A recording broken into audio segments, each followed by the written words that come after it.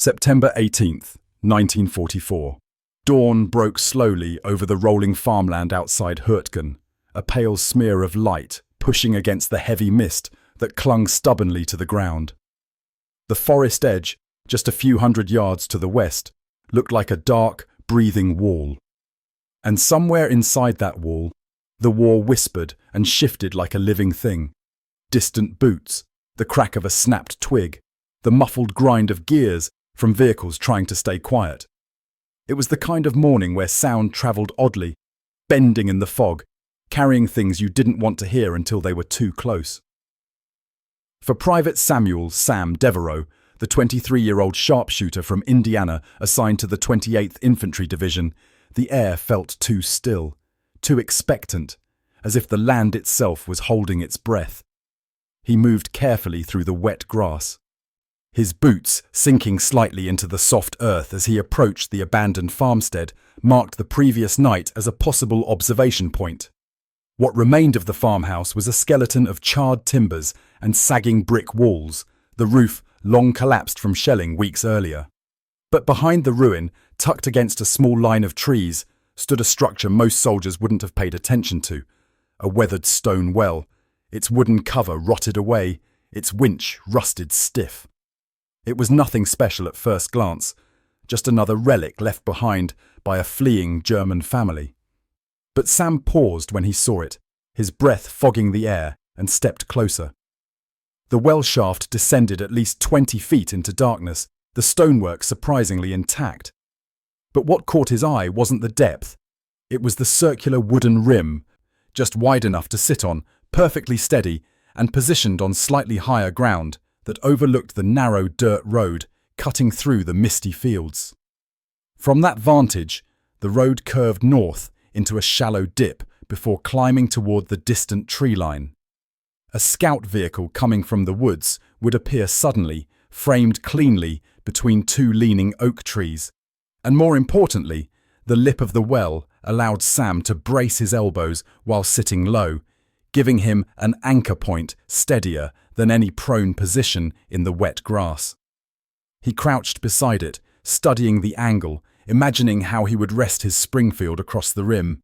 He adjusted his stance, checking the arc of movement, the line of sight, the way the rifle naturally settled into place. The position was so solid, it felt as if someone had deliberately designed this old farm well for one single purpose, funneling a shot into that road with absolute unforgiving precision. Sam exhaled, and something clicked quietly in his mind. This wasn't just a lookout point. This was a natural rifle stand, a gift from the land, a place to make one perfect shot. The fog thickened again, curling around the broken farmhouse and drifting across the fields like pale smoke. Sam's breath slowed as he eased himself onto the well's rim, testing how the stone supported his weight. Solid, cold, unmoving. He felt grounded, rooted, an extension of the earth. He reached into his coat, pulled out the folded reconnaissance sketches from the previous night. A German scout car had been spotted probing the tree line 4 hours earlier. Armoured lightly, fast, with a mounted MG-34 that could rake infantry positions before they ever saw it. If that car made it past the fields and onto the ridge behind him, it could flank the entire platoon holding the road junction to the south. They'd be caught blind. And the scout would radio back coordinates for artillery or armour. One car could cost dozens of American lives. Sam settled deeper, raising his rifle. The world narrowed into a small, suspended silence. He took in the broken barn, the leaning trees, the low wind stirring the grass. His gloved fingers felt the cold metal of the Springfield, the subtle grain of the stock, the familiar weight against his shoulder.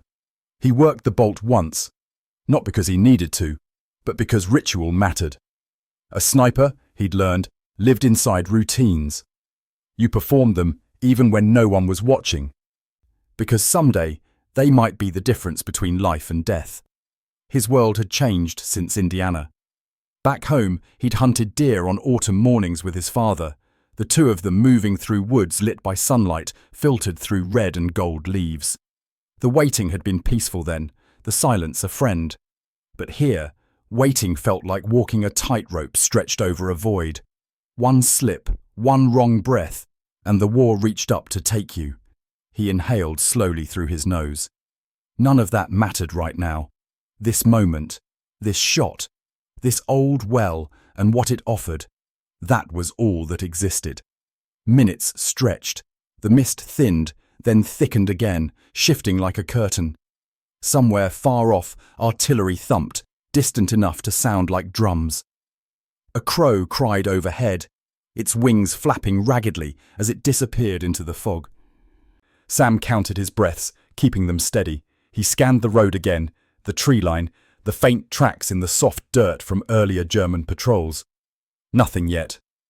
But instincts he'd learned to trust whispered. Soon. He shifted slightly, pulling his canteen, wetting his lips. His hands never trembled.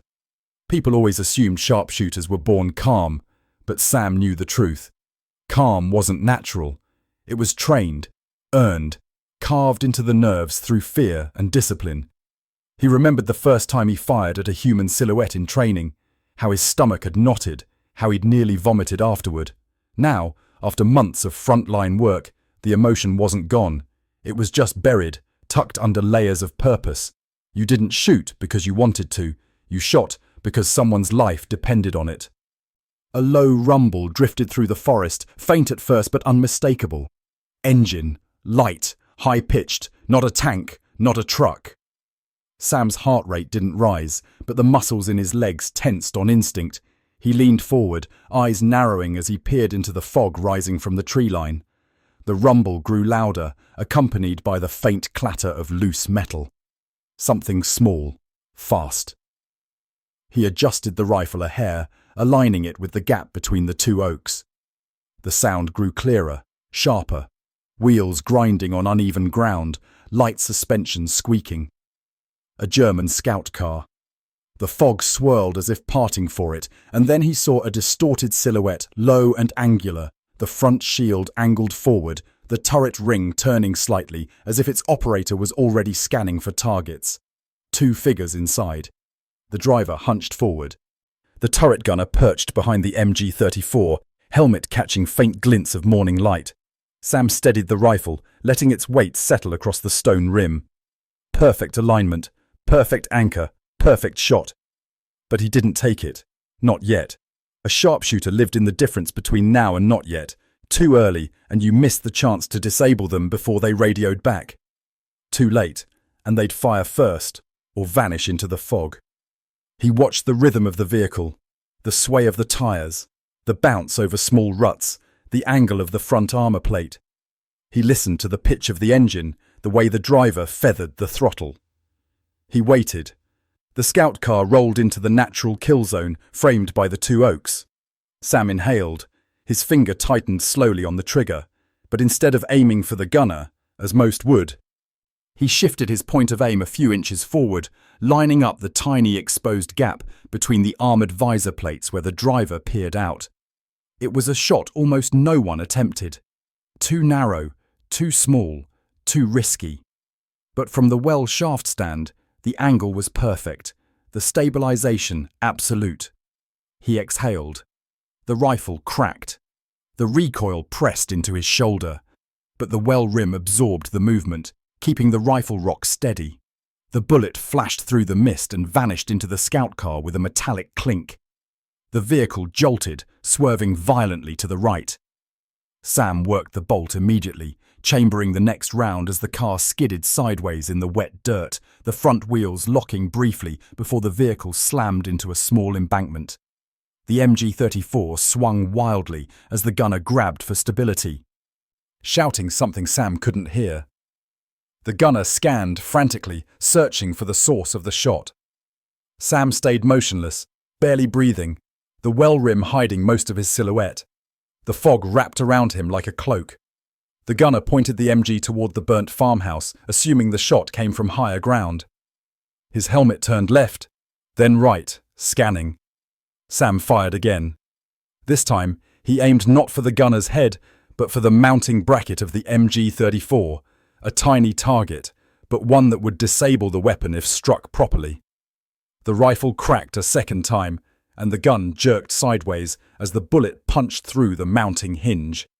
The gunner recoiled, confused, his weapon suddenly sagging uselessly on its damaged pivot. Sam worked the bolt again, slow and smooth. Every movement calculated. The scout car's engine revved, tires spinning mud, trying to reverse out of the embankment. But the driver wasn't responding. Sam's first shot had found its mark. The gunner screamed for him, slapping the visor plate. There was no answer. Fog swirled, silence stretched. Then the gunner reached for a flare pistol, likely intending to signal their position to the units hidden deeper in the forest. Sam fired a third time. The flare pistol flew from the gunner's hand, clattering into the mud. The German soldier froze, staring at his empty hand in disbelief, unable to understand how the flare had simply vanished. Sam didn't fire again. He waited, watching as the gunner tried desperately to pull the driver out through the turret ring. He couldn't. The angle was wrong. The weight was too much. Panic fluttered across the man's face. Minutes passed, though they felt stretched thin, like thread pulled taut. Finally, the gunner climbed out, hands raised, stumbling backward through the mud, eyes darting toward the fog. He wasn't looking for Sam. He was looking for death. For the invisible rifle that had hit 3 impossibly precise shots in under 10 seconds. He dropped to his knees. Sam didn't move, didn't lower his rifle, didn't reveal himself. He simply watched as the German sat trembling beside the crippled scout car, the fog curling around the helpless machine like a shroud. The forest remained still. Sam breathed out slowly, as if releasing the tension of the world. Behind him, down the ridge, American infantry would hold their line.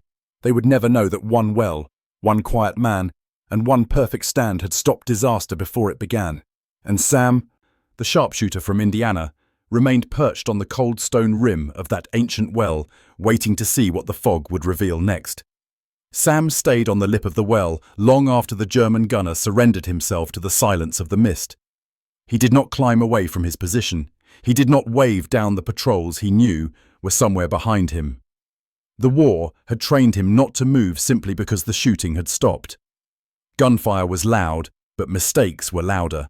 And this morning, this thick fog morning, had the feeling of a stage where one wrong step could bring down the curtain forever.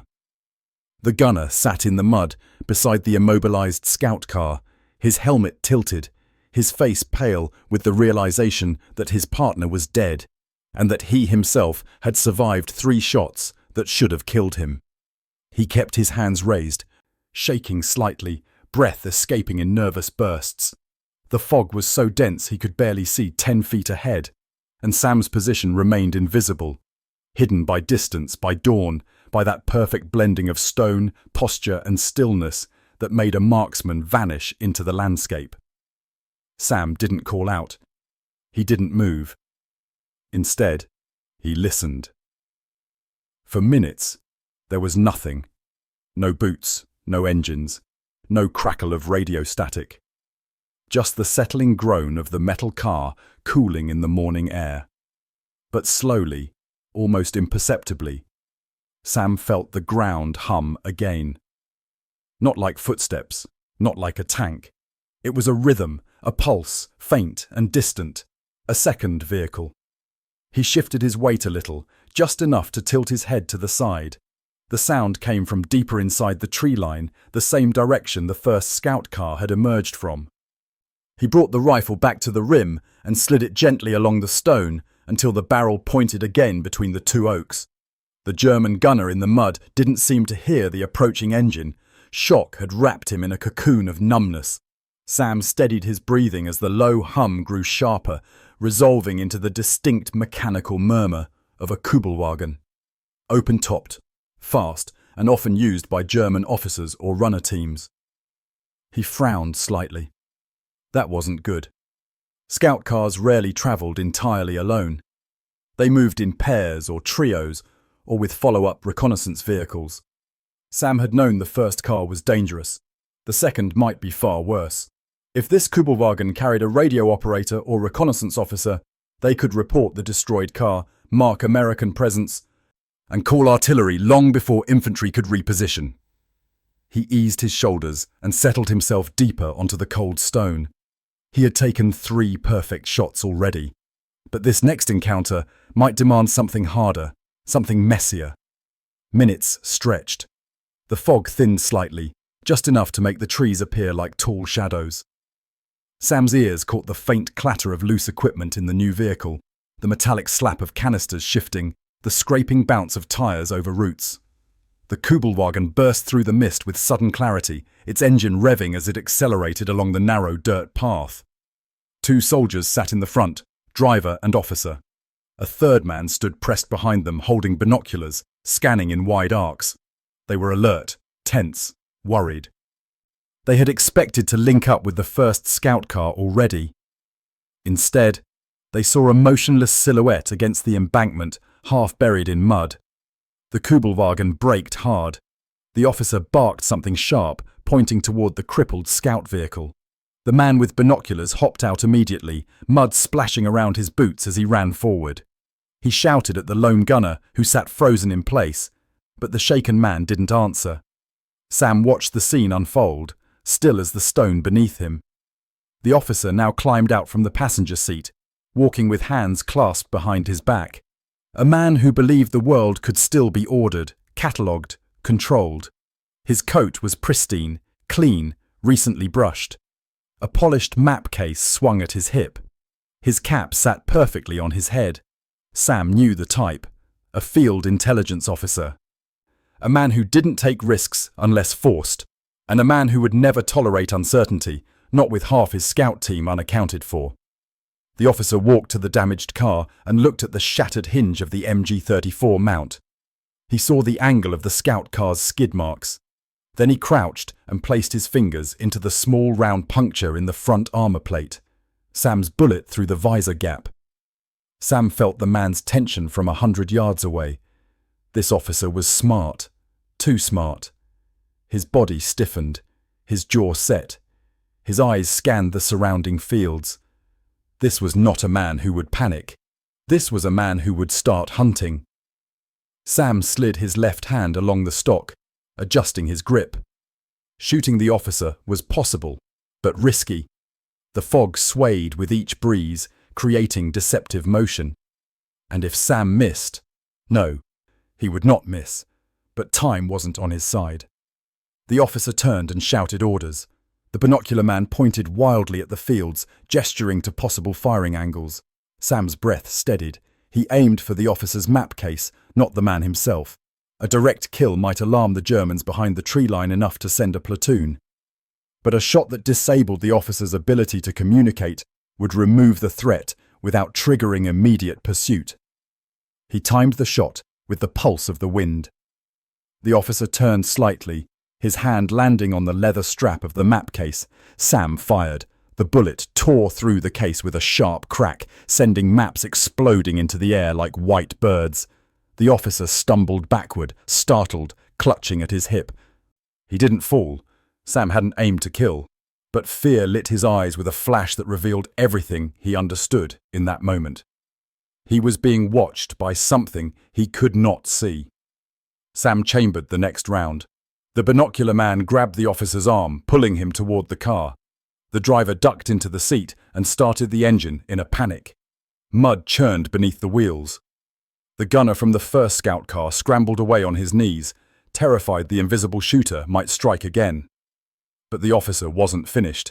He pulled free, shouting something desperate, pointing again toward the fields. He wanted bearings. He wanted direction. He wanted to pinpoint the sniper's location. He needed a reference, any reference, to triangulate the shot. Sam followed the officer's movement carefully. The man took 3 steps back toward the scout car and crouched again, studying the angle of the shot that had pierced his map case. He ran his hand through his hair, thinking fast, calculating. He traced the line of impact with his finger, extended it outward into the fog, and began to pivot slowly, matching trajectory with imagined distance. Then his finger stopped, right at the old well. Sam felt something tighten in his chest. The officer had found the angle. The well's silhouette, low, circular, unnatural in shape, stood out even in fog. To a trained mind, it was a suspicious landmark. A place a sniper might use, a place that didn't belong in a field of soft grass and broken farm ruins. The officer shouted, pointing at the well with sudden triumph. Sam inhaled once, deeply. In that moment, he understood. The well had given him the perfect stand, but now it also gave the Germans the perfect fix on his location. If they escaped and radioed back, artillery rounds would be walking across this field within minutes. He did not have minutes. The officer grabbed the binocular man's shoulder and leaned toward him to issue a new order. Sam took the shot. The officer fell sideways into the mud, his cap tumbling off, his hand frozen mid-gesture. The binocular soldier screamed and crawled behind the Kübelwagen. The driver slammed the gearshift and tried to reverse, to pull the vehicle around, but the wheels spun on wet dirt. Sam worked the bolt and fired again at the rear tire, blowing it out. The Kübelwagen lurched sideways, half-twisted, smoke hissing from under its fender. And then the forest answered. A new engine growled from within the tree line, heavier, deeper, armoured. Sam's stomach tensed, not with fear, but with calculation. This sound wasn't a scout car or light transport. This was a half-track. Infantry, armed, likely responding to the sudden absence of both reconnaissance vehicles. The fog thinned for a heartbeat, and Sam saw it. The steel nose of a ST-KFZ 251 half-track emerging from the trees, its machine gun already manned, scanning the field. German infantry clung to the sides, silhouettes sharp and ready. Sam pressed himself lower on the well's rim. The cold stone cut into his ribs, grounding him. He measured distances. He counted seconds. He thought of the field between him and the ridge, of the platoon relying on him to buy time. He thought of the fog, of the way the half-track emerged too quickly for him to reposition, of how many targets he might have to face and how many shots he had left.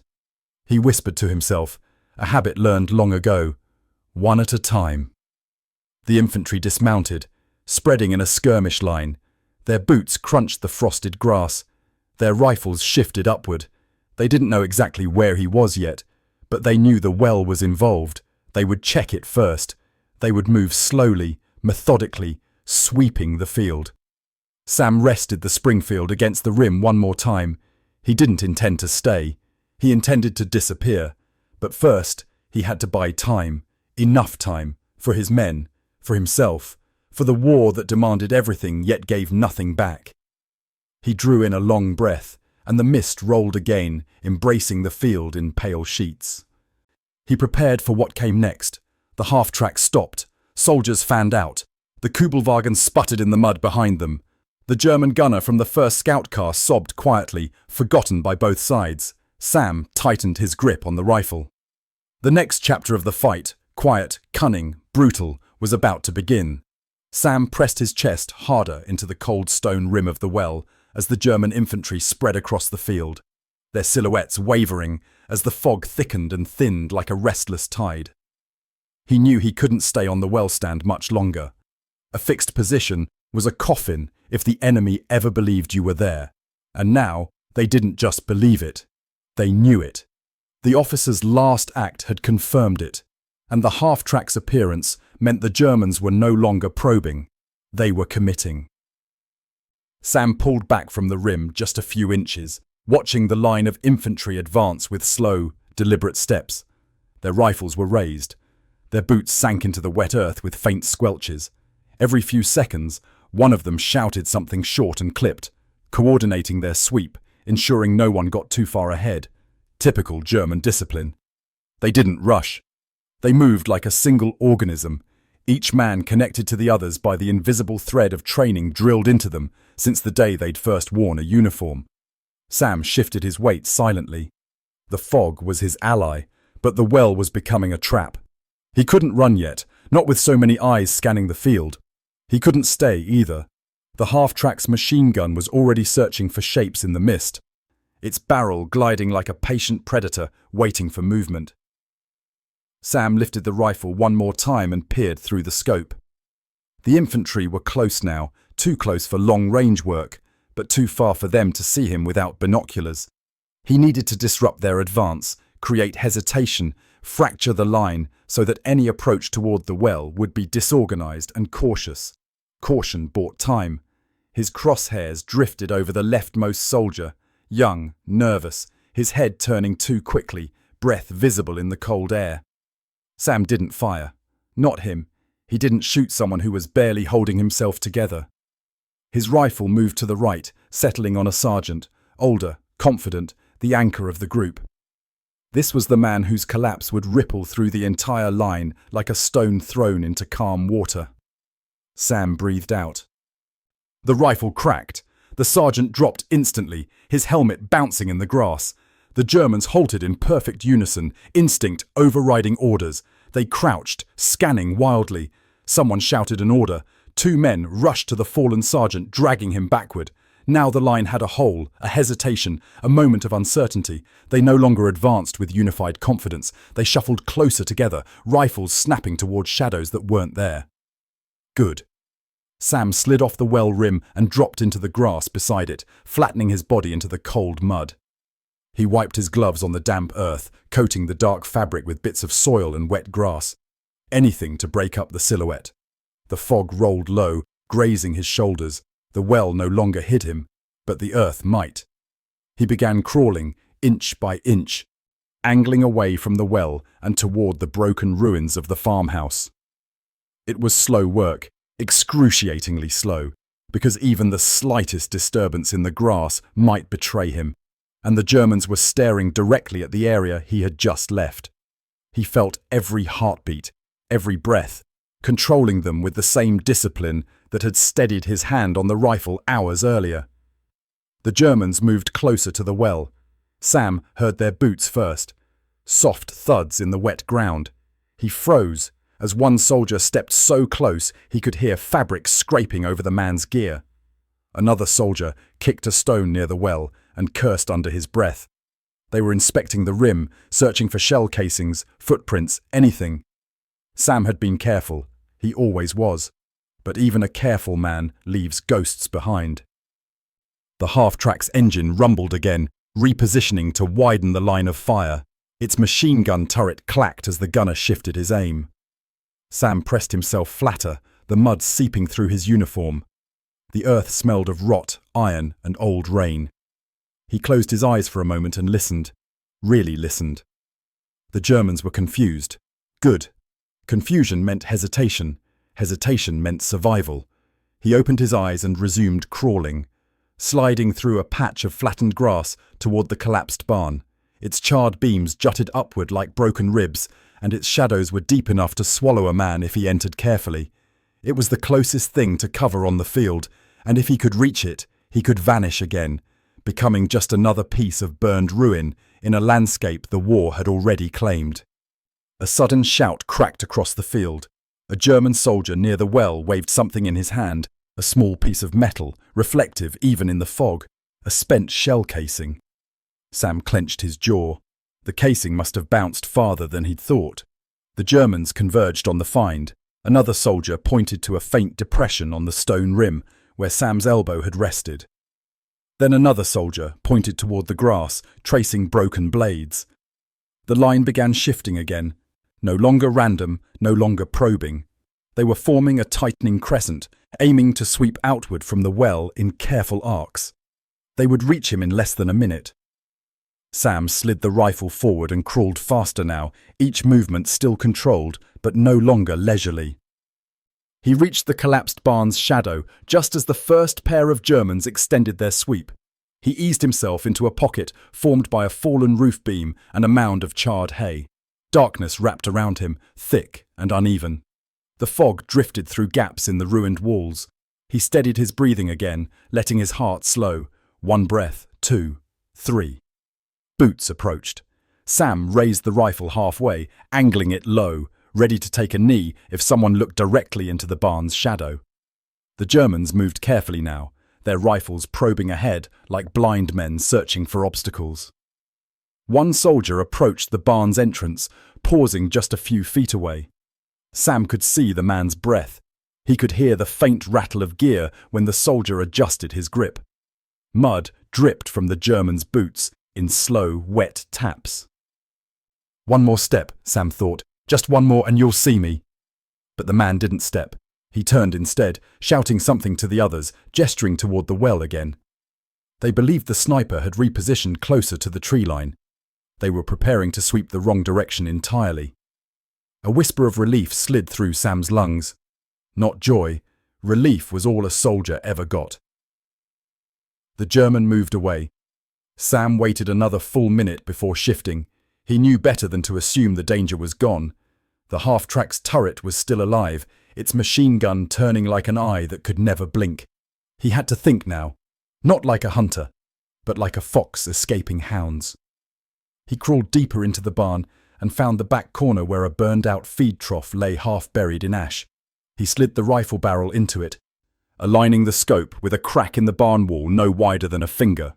Through that tiny slit, he had a direct view of the half-track and the German infantry moving cautiously across the field. He had one chance to break their formation entirely. Machine gun crews were disciplined, but the mount itself was vulnerable. Sam had destroyed the MG-34 mount on the scout car earlier. Doing the same to the half-track would be harder, but not impossible. The angle through the wall crack gave him a stable shot, if he could ignore the pressure building in his chest. He took the shot. The rifle barked, muffled by the barn's ruined geometry. The half-track's machine gun jerked violently as the bullet punched through the side hinge.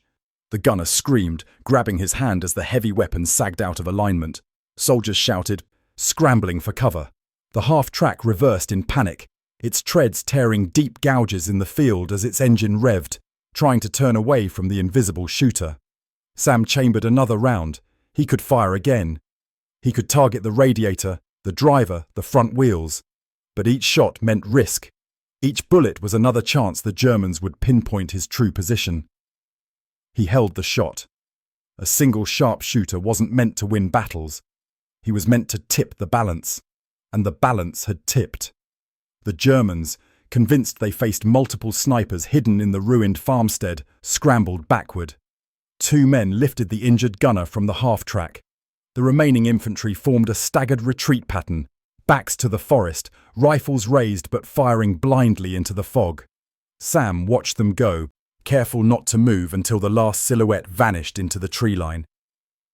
The half-track engine faded into the mist. Silence returned, a profound silence, broken only by the soft hiss of the fog and the gentle settling of burned beams. Sam lowered his rifle and let out a slow, shaking breath he didn't realize he had been holding. His hands trembled, not from fear, but from release. The body could endure tension for only so long. He crawled out from the barn hours later, long after the fog had lifted and the field was still. The abandoned Kubelwagen sat twisted in the mud. The first scout car remained half buried in its embankment. The surrendered gunner was gone, likely taken by retreating Germans or fled on foot. Sam approached the well one last time, running his glove along the stone rim. The cold stone that had steadied his rifle had now steadied something deeper, a belief that one man, in one perfect place, could alter the course of events far bigger than himself. He turned away as the sun finally pierced the morning haze, warming the field with pale light. His platoon never knew how close they came to disaster, and Sam never told them.